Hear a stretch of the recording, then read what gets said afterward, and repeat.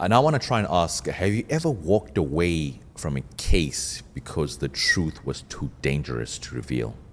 I wouldn't say we ever walked away from a case, but let me tell you a story and we'll see if this kind of falls into that broader category. When I was a relatively new agent, I had a case of a $250,000 embezzlement from an insurance company from an employee named Johnny. Very unsophisticated embezzlement. Johnny was stealing checks from the insurance company, writing them to himself, depositing those checks in his bank account, and then recording them in the accounting records of the insurance company as if they were to pay the bills of the company. Make sense? Easy fraud, nothing to it. I was getting ready to go interrogate Johnny and get the confession from him. And then two very burly old agents from our organized crime, our Mafia squad in Chicago came to me and said, "Hey, are you investigating a guy named Johnny?" And I go, "Yeah, I was going to head out and talk to him in another couple of days." They would come in the office. So I'm sitting there with the organized crime guys, and these guys were like 50-year-old. This is the 90s. They were smoking cigarettes in the office. None of the rules applied to these guys. They'd been investigating the Chicago Mafia for years.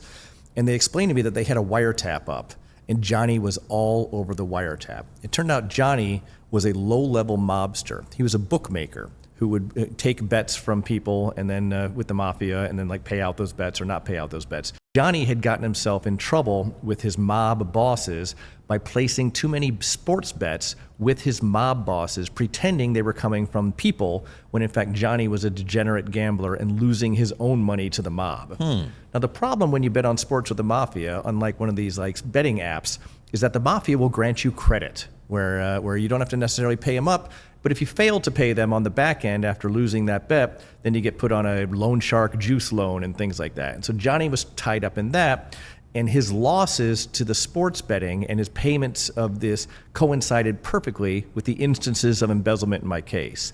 He was embezzling money to pay off the Mafia to pay his gambling debts. You get the background there? Okay.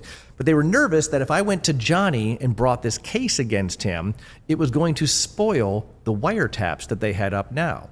Because when you arrest somebody, you owe them and their attorneys discovery, which is basically all the evidence we have of them.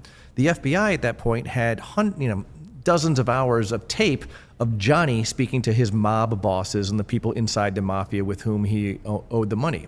What happens if we arrest Johnny and I have to turn over those tapes? We burned the wire. At that point, the wiretap of the Mafia will be known. Those mobsters will throw their phones in the Chicago River, and we lose the ability to monitor them.